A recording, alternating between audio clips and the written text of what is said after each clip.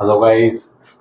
તો Canada immigration તરફથી એક રિસન્ટ અપડેટ છે કે જેમાં જે visit to work visitor visa પર જઈને વર્ક પરમિટ જે લોકો કરાવતા હતા કે ત્યાં જઈને વર્ક પરમિટ કન્વર્ટ કરી લેતા હતા એ વર્ક પરમિટ કેનેડાએ બંધ કરી દીધી છે.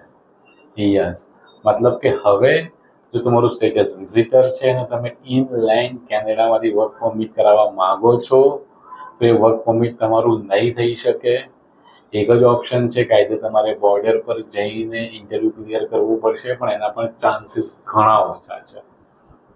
It means now visit to વર્કને ક્લોઝ કરી દીધું છે. નાવ સેકન્ડ અપડેટ છે લો veggies LMIA.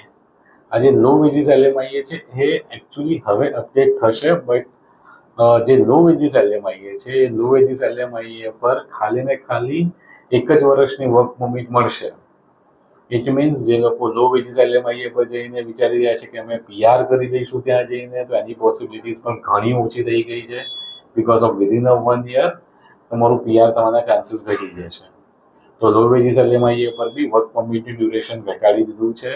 May B there are chances કે લોકો જેમ કેનેડા ઇમિગ્રેશને સ્ટુડન્ટ વિઝા પર એક કેપ મૂકી દીધો હતો એ પ્રમાણે વર્ક પરમિટ પર બી કેપ મૂકી શકે છે.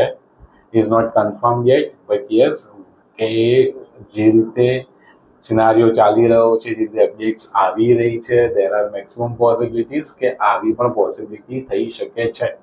આ મારો પોતાનો એક વ્યૂ છે, બટ એના થવાના ચાન્સીસ મને લાગી રહ્યા છે. But recently visit to work is no more, તો હવે ચાન્સીસ કેનેડા માટે વિઝિટ ટુ વર્ક નહીં થઈ શકે.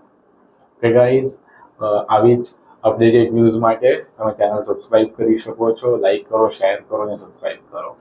કે બાય, થેન્ક યુ.